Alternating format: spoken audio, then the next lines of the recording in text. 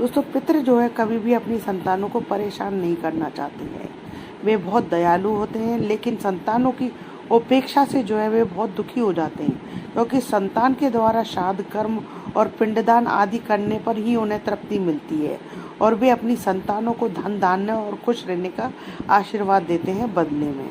पिता ये नहीं चाहते कि उनकी संतानें उनको तृप्त करने के लिए बहुत कुछ करें। वे श्रद्धा भाव से किए गए श्राद्ध को जो है खुशी के साथ स्वीकार करते हैं। कहा भी गया है कि श्रद्धा के बिना श्राद्ध जो है अधूरा होता है। आज इसी से जुड़ी मैं आपको श्राद्ध पक्ष की एक पौराणिक कथा बता रही हूँ। आइए सुनते हैं श्राद्ध पक्ष से जुड़ी हमारी पौराणिक कथा, जिसमें हमारे पितर जो हमें खूब आशीर्वाद दे करके जाते हैं। पौराणिक कथा के अनुसार जोगे और भोगे नाम के दो भाई थे। दोनों अलग अलग घरों में रहा करते थे। जोगे के पास धन की कमी ना थी, लेकिन भोगे निर्धन था। दोनों भाई एक दूसरे से बहुत प्रेम करते, लेकिन जोगे की पत्नी को धन का अभिमान था, तो भाई भोगे की पत्नी सुशील और शांत स्वभाव की थी।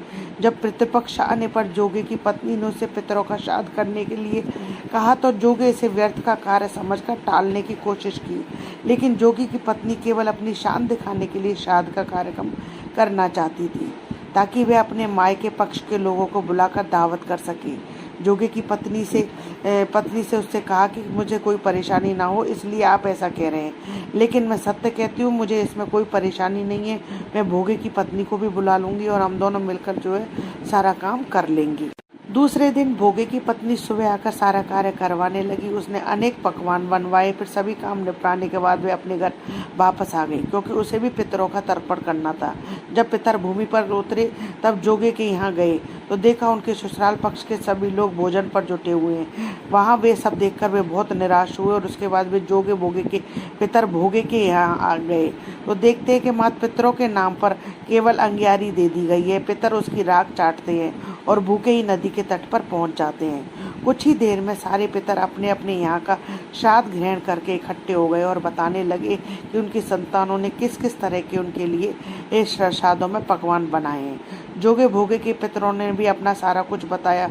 उन्होंने सोचा कि अगर भोगे निर्धन ना होता तो श्राद्ध करने में समर्थ होता, तो शायद उन्हें भूखा वापस नहीं जाना पड़ता, क्योंकि भोगे के घर में तो खाने के लिए भी 2 जून की रोटी नहीं थी। ये सारी बातें सोचकर पितरों को भोगे पर दया आ गई। अचानक वे नाच नाच कर गाने लगे कि भोगे के घर धन हो जाए, भोगे के घर धन हो जाए। सांझ का समय हो चला था, लेकिन भोगे के घर में खाने को कुछ भी नहीं था। उसके बच्चे भूखे थे।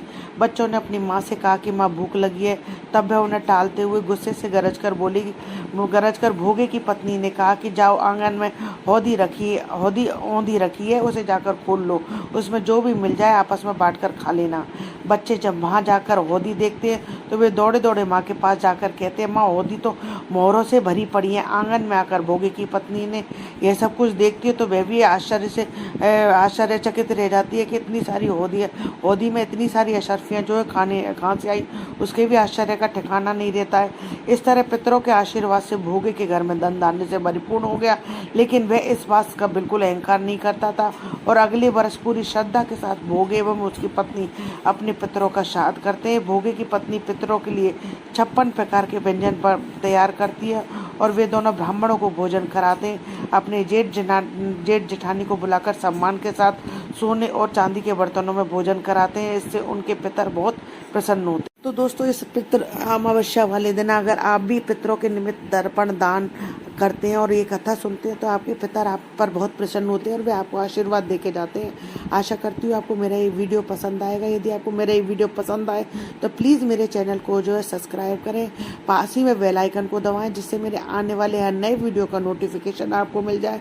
और मेरी वीडियो को जो है फैमिली और फ्रेंड में प्लीज़ ज़्यादा से ज़्यादा शेयर करें। जय श्री कृष्ण दोस्तों।